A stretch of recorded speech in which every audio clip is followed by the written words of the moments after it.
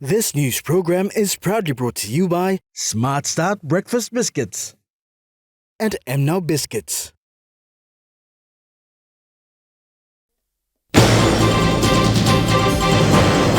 Security treaty high on agenda in bilateral meet.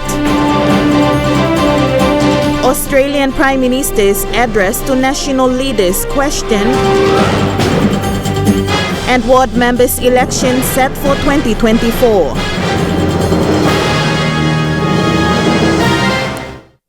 Good evening. You're watching National EMTV News. I'm Grace Papiali. Thank you for joining us. Australian Prime Minister Anthony Albanese's historic visit to PNG will see bilateral discussions with PNG counterpart and Prime Minister James Marape on a variety of issues when the pair meets tomorrow. Foreign Minister Justin Tachenko has highlighted that a security treaty will be signed, including major announcements on visa, health and trade. Final preparations are underway in Port Moresby as the country awaits to roll out the red carpet for the Australian Prime Minister Anthony Albanese. Minister for Foreign Affairs Justin Tachenko has stated that the Australian Prime Minister's visit is to strengthen ties between Australia and Papua New Guinea. More importantly, discussions will be held between the visiting Australian Prime Minister and PNG Prime Minister James Marape, where many different issues and topics will be discussed. From defence, talking about our treaty between Australia and our defence treaty between Australia and Papua New Guinea, on visas, on our visa situation between both countries, and of course on economic and trade and communication, health, as well, and education. Traditionally, Australia has always been PNG's partner, yet Australia does not have a security treaty with PNG. This was explained by Minister Tachenko. But for some reason, we haven't come together to have one with Australia and Papua New Guinea. Maybe they feel that we're comfortable enough, we don't need one. But now with the issues happening in our region, and looking at the security side of things, this has now come to the table, and with that there will be a document put forward that both parties will agree to on Thursday, and that will be fully stated. Both Prime Minister Marape and his Australian counterpart Anthony Albanese will also have discussions on trade and health. Minister Tachenko hinted that there will be a major announcement on the visa situation, an issue currently experienced by many ordinary Papua New Guineans. The visa issue will definitely be raised as part of the agenda. The officials, when in Canberra, had very good discussions with their foreign affairs counterparts in immigration on the issues concerning the processing of Australian visas in Fiji and setting up a new establishment of processing all visas in Papua New Guinea, which I think is common sense. Key discussions will also be held on the economic relationship of both countries. Following the bilateral meet, Australian Prime Minister Albanese and PNG Prime Minister James Marape will spend Friday in Wewak. Rocky Iso, National EMTV News. Meanwhile, in a message to the EMTV newsroom by Assistant Police Commissioner NCD and Central Command Anthony Wagambi Jr., said police will be conducting protocol and security escort during the Prime Minister of Australia's visit, which is normally accorded to a head of state when visiting our country. Normal police operations will be conducted as well. Australian Prime Minister Anthony Albanese's historic address to the nation's leaders in the Chambers of Parliament tomorrow was questioned in Parliament today by Governor of the Southern Highlands Province, William Powie. In response, Prime Minister James Marape said, under the National Parliament, there is a provision in our standing order which will be invoked, which will allow the Australian Prime Minister to speak as a special guest to PNG. Since the announcement that the Australian Prime Minister will address our national leaders on the floor of Parliament tomorrow, clarification has been sought whether this is within the legal framework. In a media conference held yesterday by the Foreign Affairs Minister Justin Tshichenko, the announcement was made that the Australian Prime Minister Anthony Albanese will address our leaders on the floor of Parliament. When quizzed by the media on the issue, this was his response. Yes, it is. It just needs the floor of Parliament or members to agree for that to happen.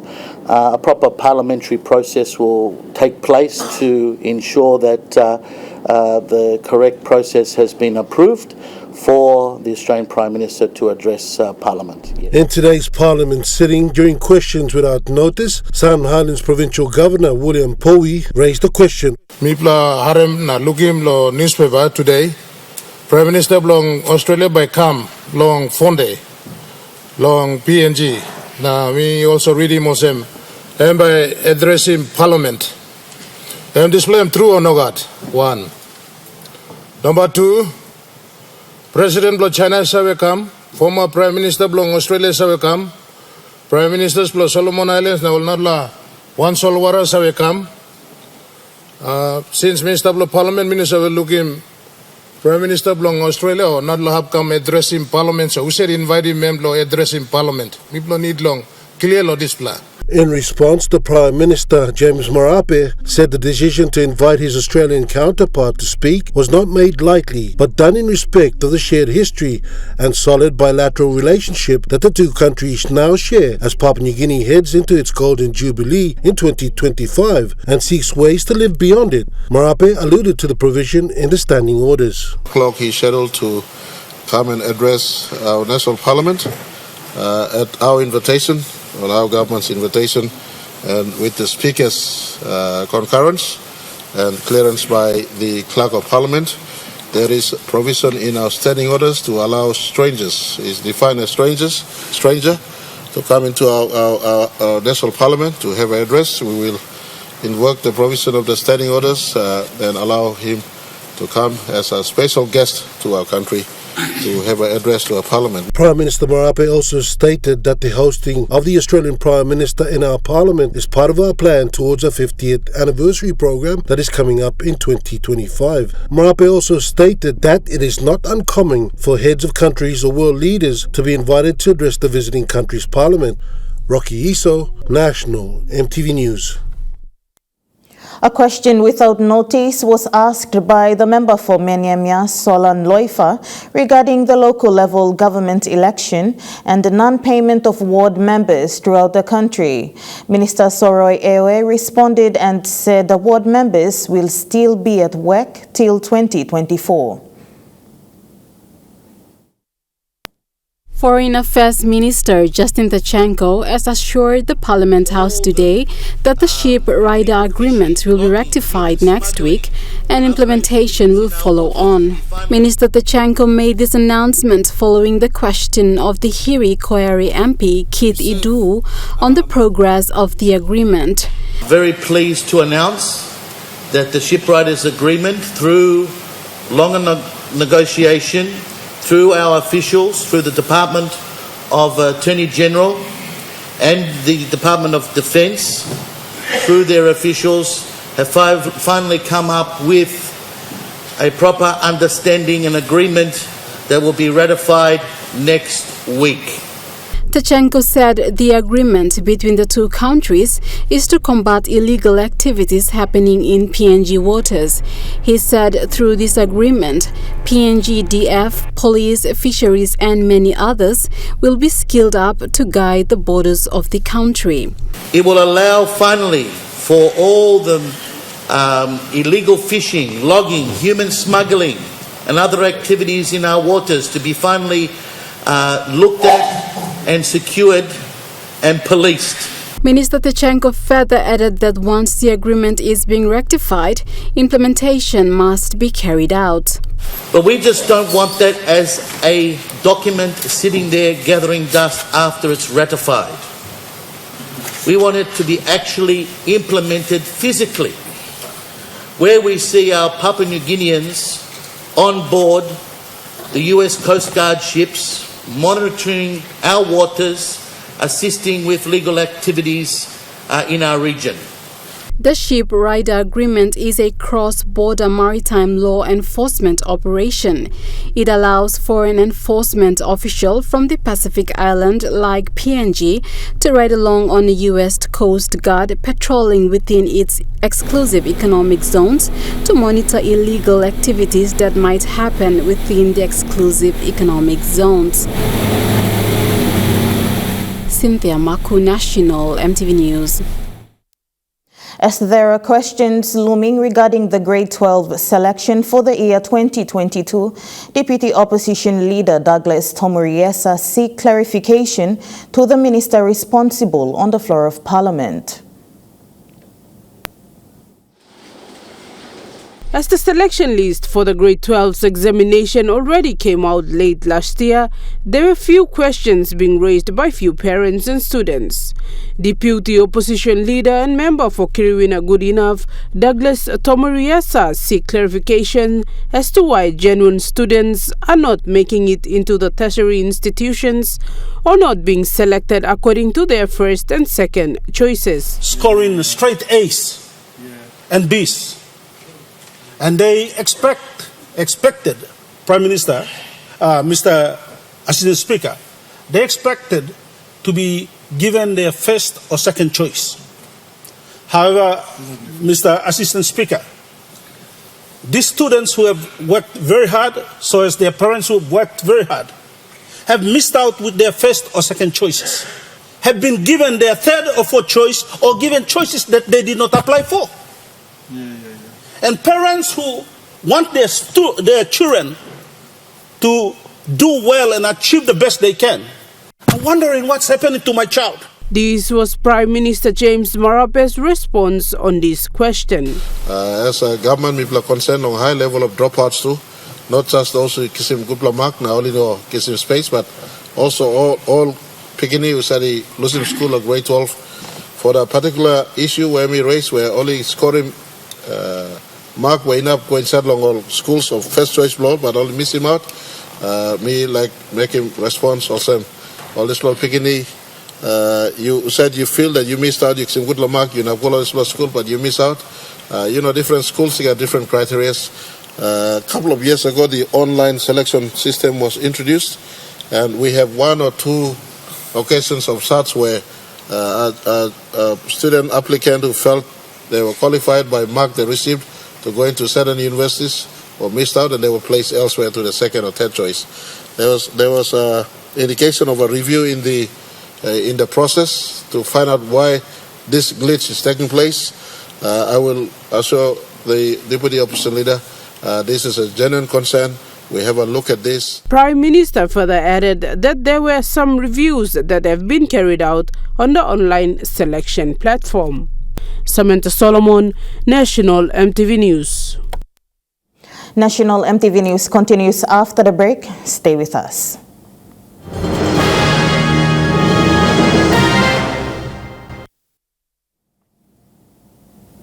Welcome back to National EMTV News. Good news for TB patients and those that have chronic health issues. The United Nations Office for Project Services, or UNOPS, in collaboration with the NCD Provincial Authority and the World Bank, procured 3 digital X-rays last year, which will be stationed in 3 suburban clinics in Port Moresby. NCD-PHA CEO Dr. Stephen Yenny said the 3 digital X-ray is earmarked to be opened within the next month. Many ordinary Papua New Guineans cannot afford to pay the fees for X-rays at the private hospitals. On a daily basis, the Port Moresby General Hospital is hit with an influx of hundreds of patients seeking assistance with diagnostic through the use of the X-ray machine and is struggling to cope with the load. NCD Provincial Health Authority CEO Dr. Stephen Yenny announced the news of the 3 digital X-rays. The X-ray actually is built by the UNOPS, it's funded by World Bank. So it's a fully fitted digital X-ray. It's just basically put in manpower and then getting the equipment, the resources to try and start doing the filling. The X-ray machines have been delivered in 10-foot containers to 3 clinics in Port Moresby, 6 Mile, Laws Road and the Geru Clinic. Yes, we will open the digital X-ray. There's three of them. One is at Gero, one is at 6 Mile, one is at Lost Road Clinic. So the one at Gero is operational already. We've got a specialist consultant radiologist. We've got our technical, lab technologists. They're working at Gero. So we were planning to open the one at Lost Road and the one at 6 Mile. So now you have visibility of people in Mosby South running to Palms and a private facility can have X-ray digital service ready available here. X-ray is an important diagnostic tool in addition to laboratory support and trained human resources in diagnosing and treating TB patients. And the 3 X-rays will help ease the load of patients going to the Port Moresby General Hospital. Already the NCDPHA has hired a radiologist for the Gero Clinic who has been assisting patients since last year. On a daily basis, over 30 patients are seen and assisted. For the digital X-ray at Gero, more manpower is needed and a server to save the digital images, which is also the case for 6 Mile and the Laws Road clinics. This one will basically help a lot in terms of the X-ray diagnosis, particularly for TB and other chronic infection as well. So that will be open by this month, this quarter. So we're trying to put together a workforce in terms of how many manpower do we need for Lost Road and then 6 Mile. Being able to capture and share X-rays on site supports clinicians who are able to see digital X-ray images almost immediately after they are taken. A process that normally took days now takes a few hours, improving access to healthcare for patients across the National Capital District. Rocky Iso, National MTV News.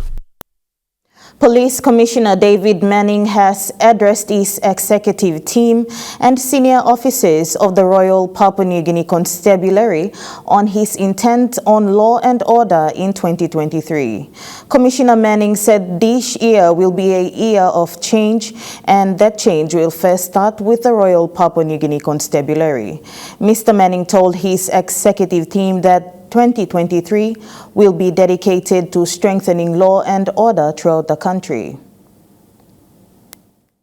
Speaking to his executive team this morning at the police headquarters, Commissioner Manning said this year is the time to change people's perception about police work. We are very much committed, and we renew our commitment this morning to turning this organization around and being truly a people's police force that is here to serve our people. Commissioner Manning highlighted some key strategic reforms that the RPNG will embark on as 2023 unfolds. Growing and improving the RPNGC, building a safer Papua New Guinea, and strengthening partnership and governance and accountability. Mr. Manning called on his executives and all the rank and file of the Royal PNG Constabulary to support these reforms that will be soon undertaken. The current executive acknowledged that we will, in our efforts to evolve the organization into what it should be, we are very much at the forefront of this and initiating these changes. We will not be in service when the people enjoy a police force that is responsive and accountable. With a huge cut of the recent budget allocated to police, Commissioner Manning is adamant to change the face of the force.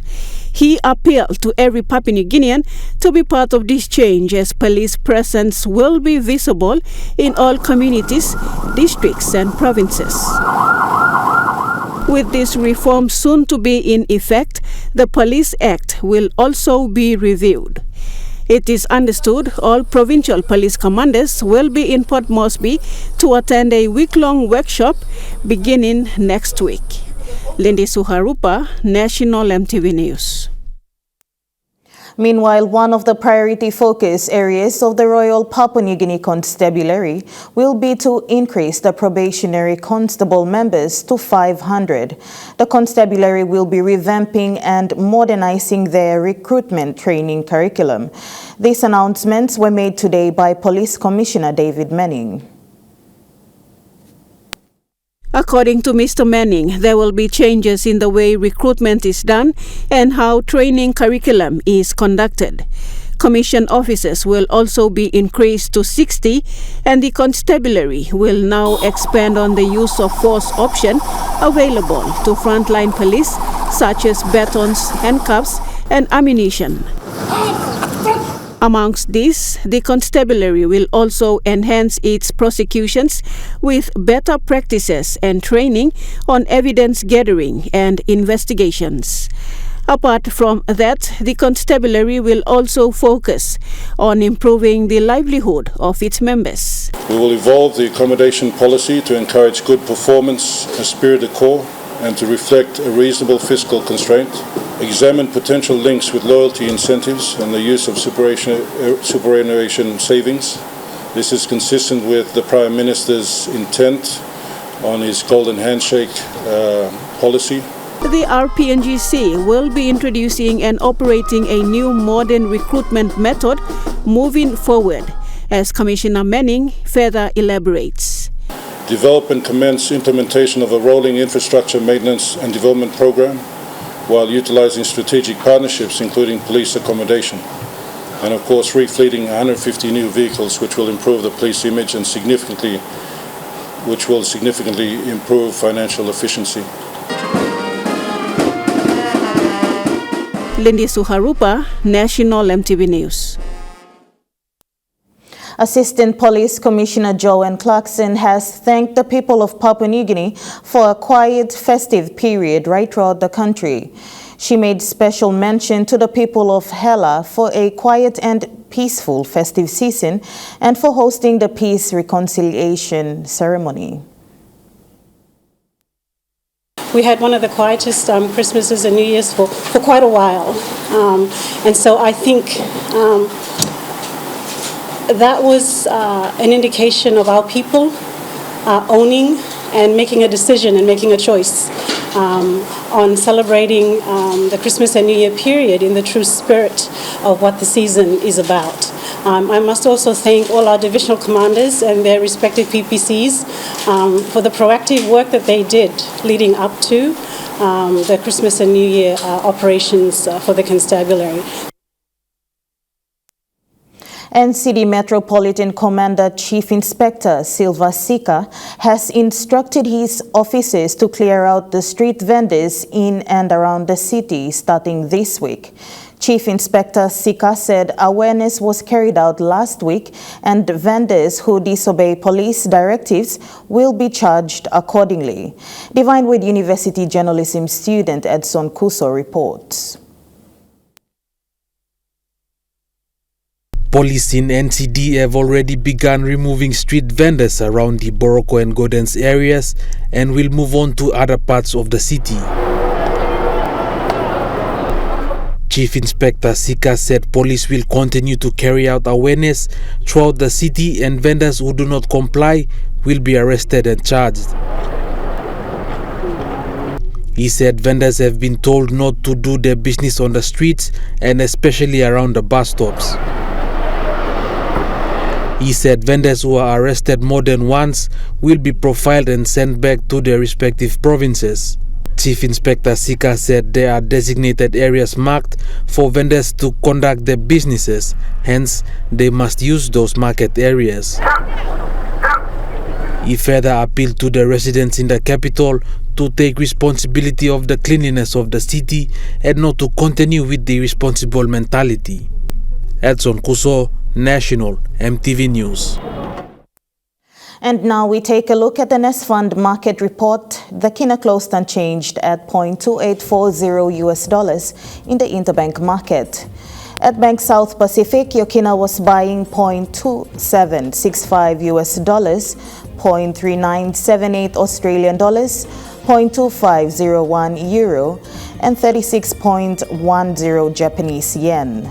Looking at commodity prices at New York close, gold is trading higher, coffee closed lower, cocoa closed lower, copra closed lower, palm oil closed lower, crude oil is trading lower, and copper closed higher. On the stock market, the Dow Jones closed higher, the ASX 200 is trading higher, and the All Ordinaries is trading higher.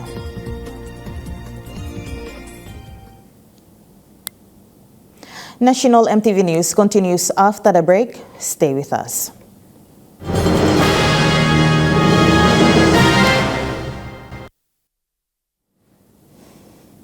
Welcome back to National MTV News. Chairman for National Research Institute, Wilson Thompson, described the death of late Dr. Alphonse Gello as a big loss for the country in a media statement this afternoon. Thompson says Dr. Gello was involved in the review of the organic law on integrity of political parties and candidates when parts of the law ruled unconstitutional by the Supreme Court in 2006. He further says Dr. Gello was able to put political theories into practice by doing more awareness on membership of political parties, training and mentoring of party executives, putting emphasis on women participation in political parties and elections. Dr. Gello had been very supportive to NRI in seminars and conference and research during his tenure at Integrity of Political Parties and Candidates Commission. The passing of Dr. Gello adds to loss of PNG's top policy analysts and political scientists, and the vacuum needs to be filled up quickly, and that is a challenge to UPNG, NRI, and the state. And moving to overseas news now, some communities in Western Australia could be left stranded for weeks as flood waters slowly recede. Region blocking off roads and towns including Fitzroy Crossing and damaging major infrastructure. Hundreds of people have been displaced. A major delivery of food and other crucial supplies is expected to arrive in Broome today via ship or barge, while the town's airport has also become a major relief hub. It cut off not only Fitzroy Crossing but the township of Derby and the township of Broome, which is the main hub of the West Kimberley and indeed the sort of entire Kimberley, as well as dozens of Indigenous communities. But now the road into Broome is open. So you mentioned there that there were barges getting crucial food into Broome so it could fill the supermarkets and be distributed to places like Derby where there's a lot of evacuees, and now into Fitzroy Crossing. Well, with this road now open, it means trucks can deliver the essential goods like food and medicine and goods that people have lost. But it is only open at the moment to trucks and four-wheel drives. But I spoke to a main road spokesperson who said light vehicles should be able to get in there by the weekend. So Main Road says that more roads are hoped to be open in the next few days as they do assess the damage as roads do recede. However, the Willair Bridge, which is on the way to Derby, that's still at major flooding and there's concern for bridges around there. So over the next 24 hours, we'll sort of get a picture of exactly where people can drive in this remote part of the Kimberley. There was initially quite a bit of frustration, especially in those few days after the disaster. But now that the air support effort has ramped up, the Fitzroy Crossings runway doesn't have water on it anymore, which was hampering planes coming in. That's actually why they got that special military plane in, because it can land on those shorter runways. It means more helicopters can come in, there's more ADF personnel. So there definitely sounds like there's enough food on the ground. 10,000 kilograms of food has been delivered since Friday. So the locals we've spoken to on the food sense sound quite happy. It's just there's more questions now about just the living standards of houses and just practical things about going out to Indigenous communities and taking away rubbish trips. Rubbish trucks just can't get out to these communities at the moment, and floodwaters are actually seeping into rubbish tips in these communities and causing all sorts of health hazards. So, Joe, while food, as initially seems like there's enough food getting in and the IGA is now open, there's a whole lot of other logistical issues that will continue to play out for the months ahead. U.S. state of California is battling storms with thousands of people already evacuated and many more without power. California has been hit by a series of damaging storms since the beginning of the new year. They have brought strong winds, heavy rain and flooding across large parts of the state. At least 14 people have died and a 5-year-old boy is feared to be dead after the truck that he was travelling in became trapped by floodwater.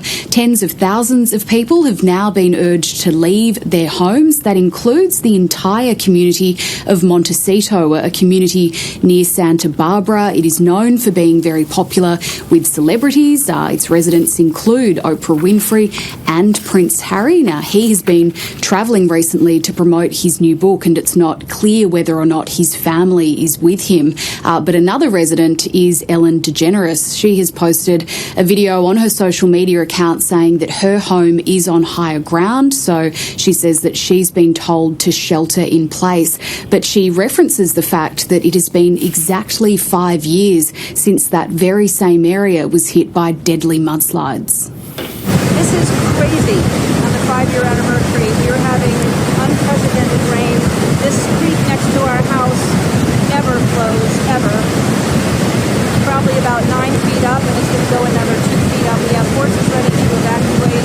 Authorities are warning that the danger hasn't yet passed. There is more very heavy rain on the way. The United Nations Human Rights Team says the death penalty is weaponized by Iran's government. Iran hanged 2 men on Saturday for allegedly killing a member of the security forces during nationwide protests late last year, with a further 2 executions imminent. The UN says the executions amount to state-sanctioned killings. The weaponization of criminal procedures to punish people for exercising their basic rights, such as those participating in or organizing demonstrations, amounts to state-sanctioned killings. National MTV News continues after the break with Trukai Sport. Stay with us.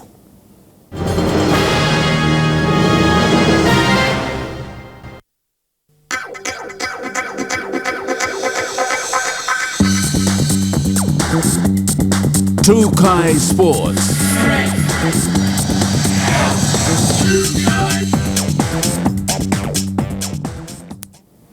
Welcome to Trukai Sports. The NCD Governors Cup is scheduled to play its quarter-final playoffs tomorrow. This is said to witness top 6 teams currently in the running for the top spot. The tournament will take place tomorrow at the Mosby South Stadium in Calgary. Having successfully started its 2022 and 2023 tournament last year, with 48 participating teams to then be divided into 4 pools and played at various locations in Port Moresby, namely Bomana, Gerehu, Waigani and Hohola, the teams challenged well throughout the normal rounds. Following the Christmas and New Year period, the tournament was put on hold for a week to allow players and officials to spend festive period with their families. The games then resumed in 2023 with the elimination rounds. This brought the teams to top 16 teams where they competed at the Mosby South Stadium in Calgary last weekend. Tomorrow, top 6 teams competing in the quarter-finals of the NCD Governors Cup are Capital Macaus against Riders Nomona, Surrey Hawks up against Kone Texas Reds, and Northern Reds 2 against the H6 Knights. The teams will take to the field all they have to compete as tough as they can come tomorrow to secure a spot in the grand final round. Godwin Eki, Trukai Sports.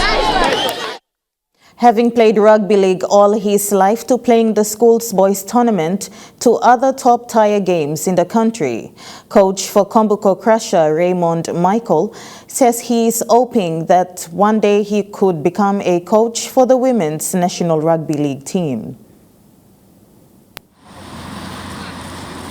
Having his fair share in playing rugby league, starting from schoolboys tournament to off-season rugby league tournaments in the country to other tournaments such as the NCD Governors Cup, the Ipatas Cup, to playing the National Rugby League competition, playing for the Wigman franchise, coach for the women's rugby league team, the Kombuko Crushers, who are currently topping the ladder, says he has big dreams to one day coach the National Women's Rugby League team, the PNG Orchids.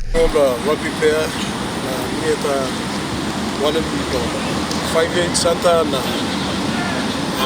log long kampung mo process loli start loli na microphone na kampung loli chima 3 times grand finalist no governor Ipatas Cup ata lo ainda that's 3 times I'll be playing simi we will start playing on the Wigman please starting Wigman okay one of the rugby career from there and then from 2011 we play on the Wigman start. We started Wigman play. leaving injury na bono election. Often game for me that push on through law, coach law. Any club where we like come up again. Coaching staff from me, staff hotel. Coach Platty, yes. It's like that's what me coaching on Mary. First coaching from me, I'm winning 9 in a row. First starting.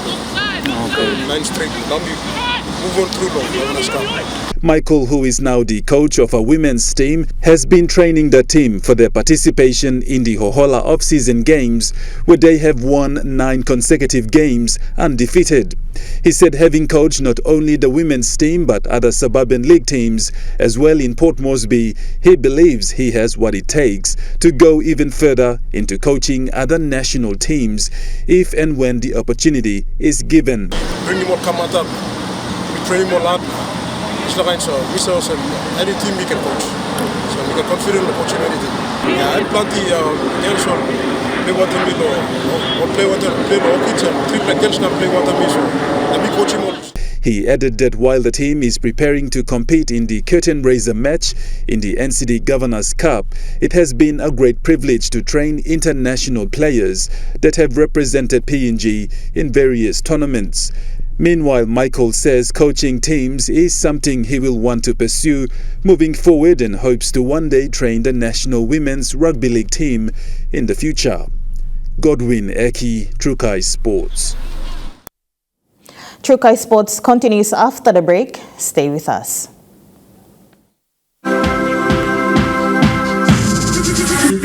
Trukai Sports.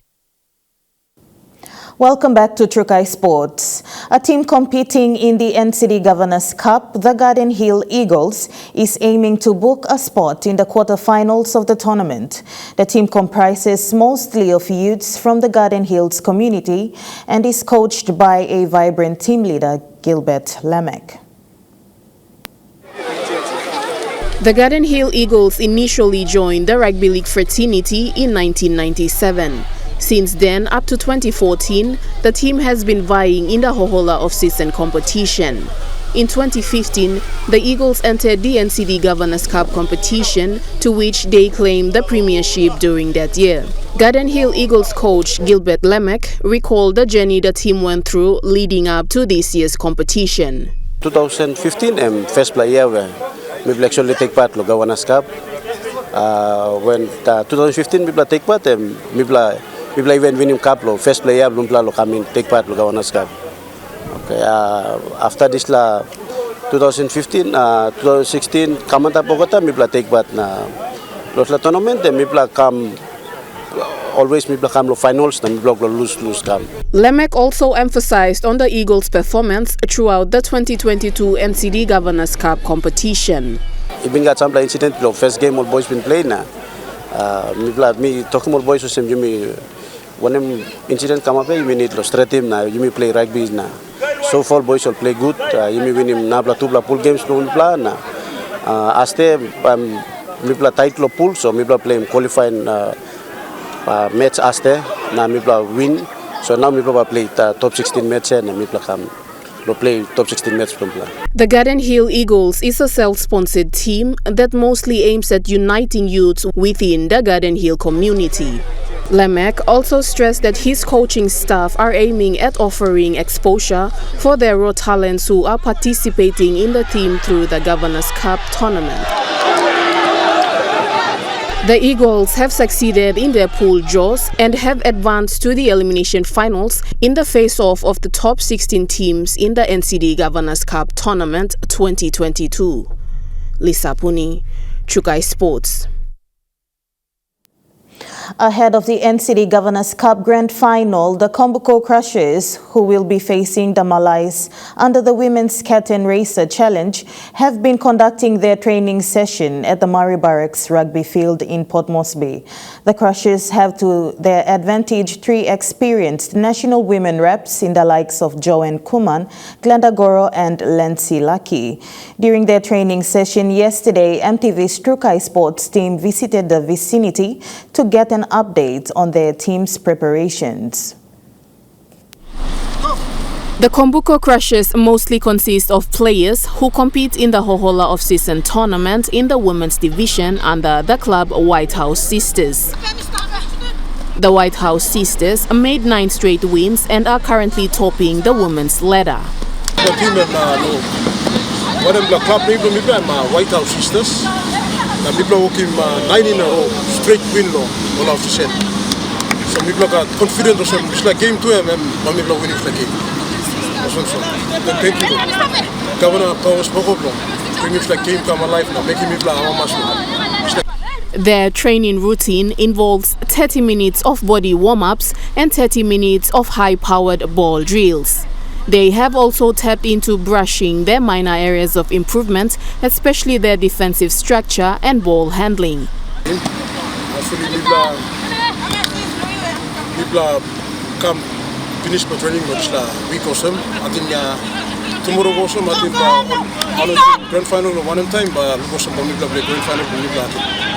Coached by one of Hella Wigman's former footballer, Raymond Michael, and spearheaded by 3 Orchids rep, the Kombuko Crushers are looking forward to their upcoming Cat and Racer Grand Final match against the Malays in the NCD Governors Cup 2022. Coach Michael went on to thanking the NCD Governors Cup patron Powers Pakop and the board committee for the privilege of their Cat and Racer clash. Lisa Puni, Chukai Sports. And that ends Chukai Sports. The Money Plus weather report is next. Stay with us. Chukai Sports.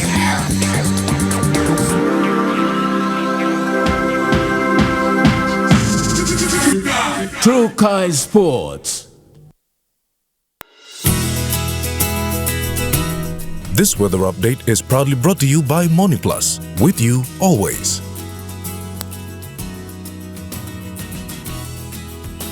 Now we take a look at the weather forecast for the next 24 hours. In the southern region, Port Moresby City, cloudy periods with rain at times. Daru, cloudy periods with brief showers. Kerema, partly cloudy with patchy rain. Alatau, cloudy with some showers and possible thunderstorms. Popondetta, cloudy periods with some showers.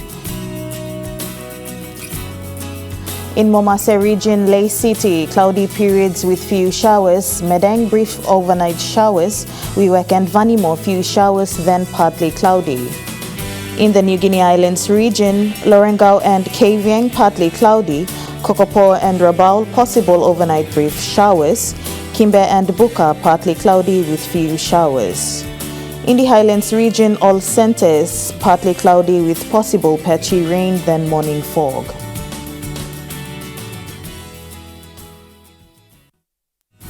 The weather update was proudly brought to you by Money Plus. With you always. And that wraps up the news, sports and weather for Wednesday, the 11th of January 2023. From the entire news team, pleasant viewing. Bye for now.